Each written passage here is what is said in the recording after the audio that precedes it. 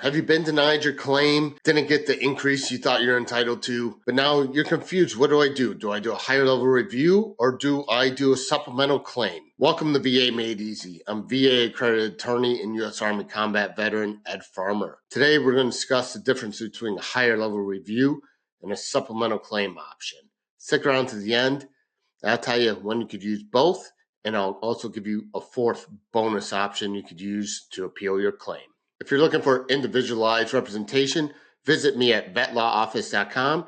But for now, let's get into it.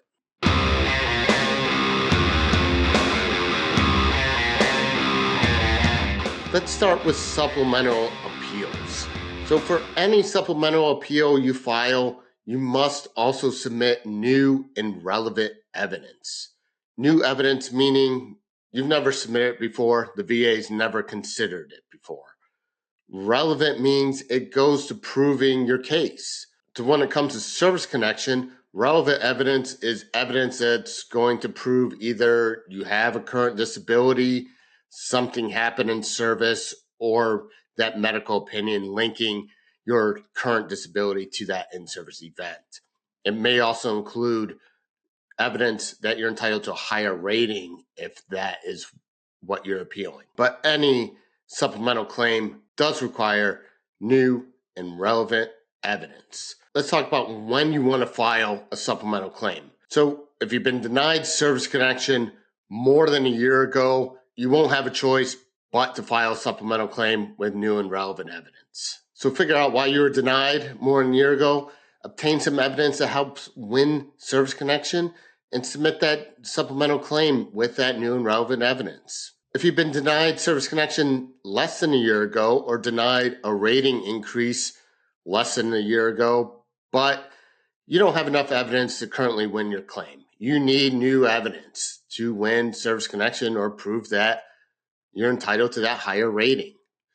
If the evidence you need to win isn't already in your file, then you have to file a supplemental claim. So if you're missing that current diagnosis, you don't have that medical nexus opinion, or you don't have enough proof of the in-service event, a supplemental claim is going to be the best option for you. Supplemental appeals are filed on VA Form 20-0995. Make sure you're using the most up-to-date form, as the VA does update them frequently. Now, let's talk about higher level review.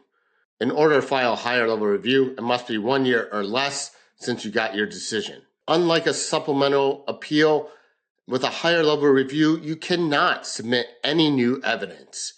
Argument is okay, but no new evidence can be accepted during higher level review. So a higher level review is good for situations like this. Number one, the VA didn't consider all the facts in the record. So maybe you submitted a private medical nexus opinion and the VA didn't consider or discuss it. That is a good option for a higher level review. Hey, you guys didn't consider the evidence I submitted. Please go back, review it, and submit another decision. Another good option for a higher level review is the VA didn't properly follow the law. Maybe you're entitled to the presumption of exposure under the PACT Act, but the VA didn't give you the presumption. That's a good option for a higher level review, point out the fact, hey, you didn't properly apply the PACT Act. I frequently use higher level review for effective date errors. The VA typically will assign the wrong effective date. They'll pay you back to whenever you had the exam, or they missed the intent to file. That's another good use of the higher level review. Now, another good thing about the higher level review, you have an option for what's called the informal conference.